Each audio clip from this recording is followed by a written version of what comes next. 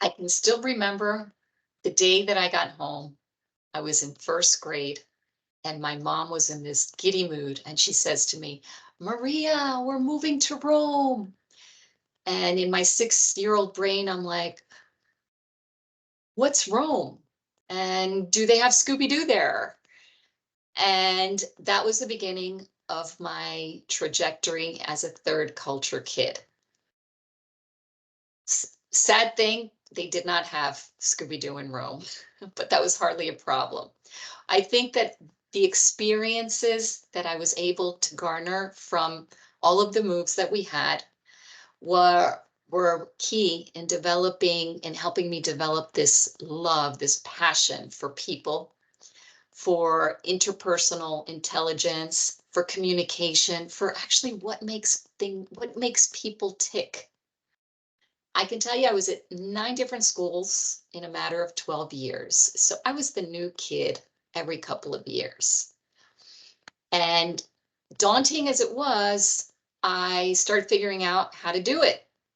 And a lot of it had to do with basically being very observant and flexible, figuring out what kids liked, what they didn't like, how they spoke.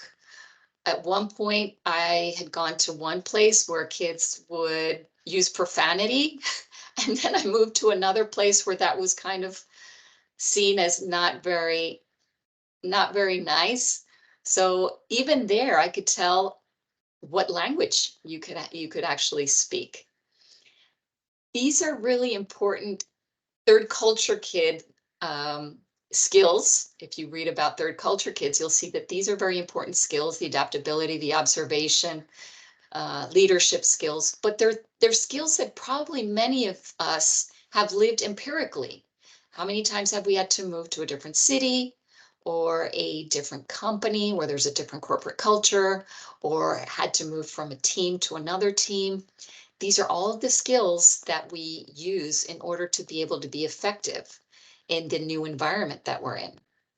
And it has to do with observation. It has to do with open-ended questions. It has to do with style switching, how direct or indirect you are in your requests.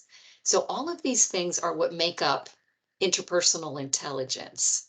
And I must say that I'm very grateful for my experience as a third culture kid growing up, switching from one place to the other, because it actually helped me develop a lot of these skills that are now so valuable. I'd love to hear your stories, if there are any that you have had, experimenting change and adapting accordingly.